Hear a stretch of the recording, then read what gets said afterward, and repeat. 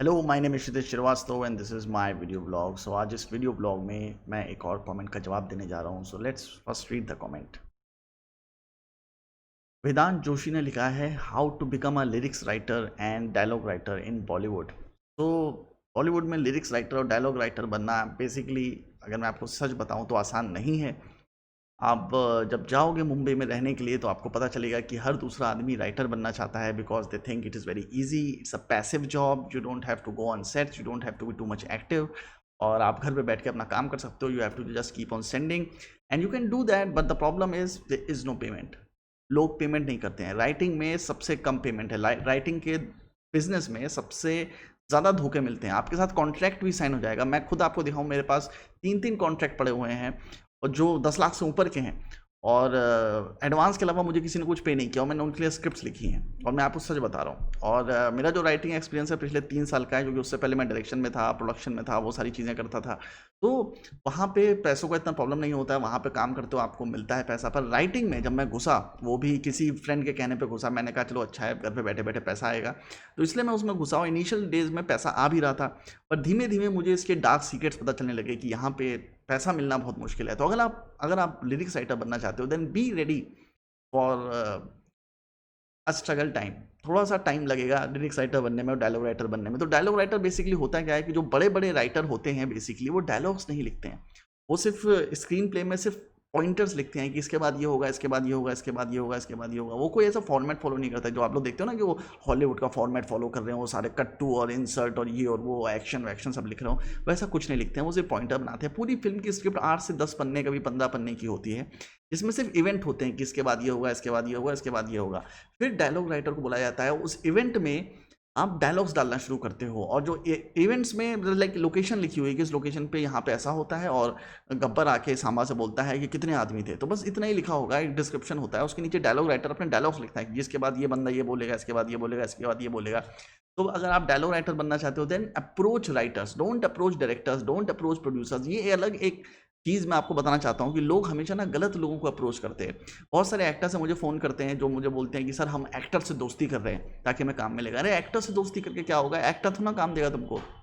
तुमको काम डायरेक्टर से मिलना है, प्रोड्यूसर से मिलना है, उनसे दोस्ती करो। वैसे ही as a writer I would suggest, आपका थोड़ा उल्टा है। आप डायरेक्टर से बात करोगे तो डायरेक्टर आपको काम नहीं दे पाएगा, प्रोड्यूसर आपको काम नहीं दे पाएगा। डायलॉग राइटर का, स्क्रिप्ट राइटर का काम अलग है, पर डायलॉग राइटर अगर आपको बनना है तो आपको राइटर से कॉन्टैक्ट करना पड़ेगा। तो क्योंकि राइटर अपने अंडर में जो बड़े राइटर्स होते हैं, वो 3-4 छोटे राइटर्स रखते हैं जो उनका छोटा मोटा काम करते हैं। तो वो सिर्फ कहानी बोलते हैं, बाकी लोग उसको लिखते हैं। एक बंदा डायलॉग लिखेगा, एक एक्शन लिखेगा, एक उसको कंसोलिडेट करेगा, एक जगह पे उसको एक पूरी स्क्रिप्ट में कन्वर्ट करेगा, फिर उसको पिचिंग होगी, फिर उसमें चेंजेस होंगे, तो उसके अलग लड़के होते हैं। तो एक राइटर जो होते हैं, बड़े राइटर होते हैं, वो अपने अंडर में कई लड़के रखते हैं जो ये सारे काम करते हैं। तो आप राइटर्स को अप्रोच करो और अपना कुछ सैंपल तैयार करो। मतलब कि आप उनके पास जाओगे, वो आपसे सैंपल मांगेंगे। मुझसे भी कई राइटर्स जो हैं, या जो डायरेक्टर्स प्रोड्यूसर्स हैं, अगर कभी स्क्रिप्ट मांगते हैं तो मांगते हैं कि अपनी एक स्पेक स्क्रिप्ट दो जो तुमने पहले कभी लिखी हो। इवन तुम्हारा नाम नहीं आया हो स्क्रिप्ट राइटिंग में, पर कुछ लिखा तो हो पहले, ताकि पता तो चले कि तुम्हें लिखना आता भी है। So first before going to Mumbai आप थोड़ा सा अपना कलेक्शन प्रिपेयर कर लो। और अगर लिरिक्स राइटर बनना चाहते हो, then you need to have the knowledge of lyrics, then you need to have knowledge of Hindi, then you need to have knowledge of every lyrics writer ever born. मतलब अगर आप गुलजार से मिलोगे, मैं तो मिला हूँ गुलजार जी से, और अगर आप उनसे मिलोगे और आप उनसे किसी शायर के बारे में या किसी शायरी के बारे में पूछोगे, तो यू वोंट बिलीव कि उनको पेज नंबर तक याद है। He just keeps on reading whole day. मतलब इतना ज़्यादा नॉलेज है, he is encyclopedia of all these things. उनको मतलब ज़बानी याद है, गालिब ज़बानी याद है, मोमिन जौक सब ज़बानी याद है उनको, ये सारी चीज़ें। सो कहना मतलब है, if you want to become lyrics writer, then there is little less competition, because lyrics writer बहुत कम है। पिक्चरों में वैसे भी लिरिक्स कम ही होती जा रही हैं, और गाने कम होते जा रहे हैं, बहुत ही अंडे गबंड गाने आते हैं, और बहुत ज़्यादातर रीमेक हो रहा है। तो बहुत ज़्यादा लिरिक्स राइटर की आजकल ज़रूरत नहीं रही है। हालांकि भोजपुरी फिल्में ट्राई करोगे तो वहाँ बहुत ज़रूरत पड़ती है, क्योंकि वहाँ पे बहुत सारे राइटर्स, लिरिक्स राइटर हैं अच्छे अच्छे, जो ये सब लिखते रहते हैं। बट बॉलीवुड में अभी थोड़ी सी कमी है लिरिक्स राइटर की, अच्छे लिरिक्स राइटर नहीं है, और जो हैं भी वो बहुत काबिल हैं। लाइक मनोज मुंतशिर हैं, कुमार हैं, या फिर अरे मेरे दिमाग से नाम निकल गया, बट ये सब लोग हैं जो बहुत अच्छा लिखते हैं। और इनसे आपको कॉम्पीट करना है तो आपको बहुत नॉलेज होनी चाहिए, और अगर आप इनके बारे में पढ़ोगे भी तो भी आपको पता चलेगा कि इन्होंने बहुत साल स्ट्रगल करी है, और ये लोग अपना टीचिंग का जॉब करते थे, जॉब करते करते ये लोग बाकी काम भी करने लगे, करते करते इनको फिल्मों में राइटिंग का काम मिलने लगा। आपने प्रसून जोशी का नाम सुना होगा, आप लोग लगता होगा प्रसून जोशी बहुत अच्छे राइटर हैं, बहुत अच्छे लिरिक्स राइटर हैं, पर एक्चुअली वो मैककेन एरिक्सन नाम के एडवर्टाइजिंग एजेंसी के सीईओ हैं, और वो बहुत बड़ी पोस्ट में है। तो इनके सब दोस्त हैं, आमिर खान और जितने बड़े बड़े लोग हैं, तो ये उनके लिए फिल्मों में लिरिक्स लिखते रहते हैं, स्टोरीज लिखते रहते हैं, वो सब एज अ फेवर करते रहते हैं, उसका उन्हें पैसा भी मिलता होगा, ऑफकोर्स सी बात है। But the thing is, lyrics writer बनने के लिए आपको बहुत मेहनत करनी पड़ेगी, you have to read a lot, मतलब बहुत लिखना पड़ेगा, और आपको जितना आपने लिखा है, मतलब आपको डायरियाँ भरनी पड़ेंगी अपने लिरिक्स राइटिंग से। जब आप दिखाओगे वहाँ पे, आप लोगों से बात करोगे, दे विल आस्क यू कि हमको कुछ दिखाओ, एंड देन आपको उनको 5-5, 6-6 अपने अपने पोएम्स पढ़ पढ़ के सुनानी पड़ेंगी। और मैं तो कहूँगा कि अभी बहुत इजी है, अगर आप अपनी पोएम्स पब्लिश करा सकते हो तो 5-6 किताबें पब्लिश करा दो, लाइक 50-50 पोएम्स का एक संग्रह बनाओ, उसको पब्लिश करा दो, सेल्फ पब्लिश करो, 5 या 10 साल में 4 कॉपियाँ भी निकालो, पर उनको अपने पास रखो, जाके दिखाने के लिए होगी तुमने अपनी किताब पब्लिश कराई थी।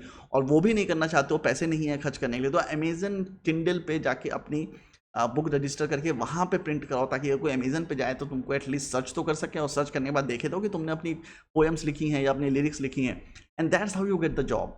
क्योंकि ऐसे हर कोई लिरिक्स राइटर बनना चाहता है पर नहीं बन पाता, until unless you have terrific contacts inside. अगर आप किसी को जानते हो जो फिल्म डायरेक्टर है, आप उससे कहते हो कि मैं लिरिक्स लिखना चाहता हूँ तुम्हारी फिल्म में, then he will help you out.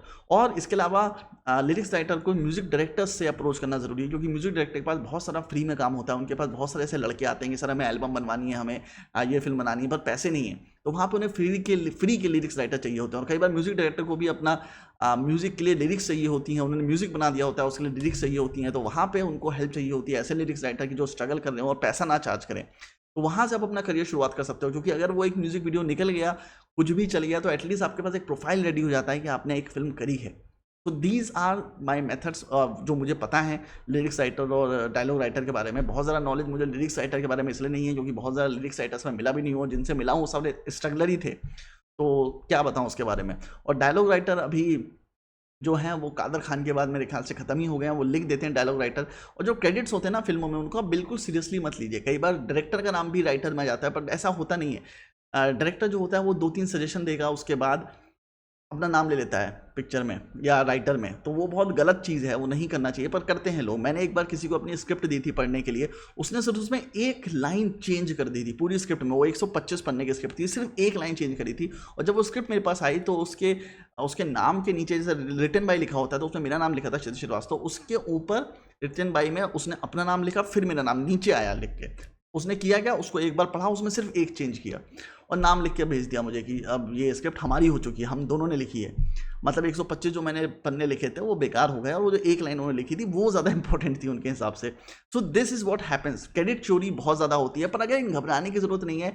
Initial days में आपको क्रेडिट चोरी से घबराने की ज़रूरत नहीं है। जिसको क्रेडिट लेना है लो, अपना काम बाहर निकालो, क्योंकि बाहर लोगों को कुछ भी पता चले कि आपका नाम उस गाने में आया कि नहीं आया, इंटरनली लोगों को पता होना चाहिए कि वो गाना आपने लिखा है, और वो चीज़ मार्केट में बहुत तेज़ सर्कुलेट होती है। मैंने एक ऐसे डायरेक्टर के साथ भी काम किया था जिनको नेशनल अवार्ड मिला था, और मैं बड़ी रिस्पेक्ट करता था। जब मैं मुंबई नया पहुंचा था, मैंने उनके साथ काम किया था, बट मार्केट में सबको पता था कि वो पिक्चर उन्होंने डायरेक्ट नहीं की। और जब मैं उनके साथ असिस्ट कर रहा था तब भी मुझे पता चला कि वो अच्छे डायरेक्टर है ही नहीं, उनको पता ही नहीं है डायरेक्शन के बारे में।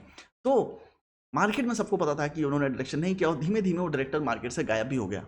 तो कहने का मतलब ये है कि अगर आपको क्रेडिट कभी कभी नहीं भी मिलता है, डजेंट मैटर, अगर आपके अच्छे कॉन्टैक्ट्स बन रहे हैं तो इनिशियल डेज में आप क्रेडिट लेने की ज़रूरत नहीं है, क्योंकि जैसे ही आपका ब्रांड बन जाएगा, आप जहाँ नहीं भी चाहोगे वहाँ पे भी आपको नाम दिया जाएगा। So wait for that time. Initial days में बहुत ज़्यादा क्रेडिट के चक्कर में मत पड़ो, क्योंकि नहीं मिलेगा, नहीं देते हैं लोग। तो जो चीज़ नहीं होती है उसके लिए परेशान होकर कोई फ़ायदा नहीं है, ठीक है।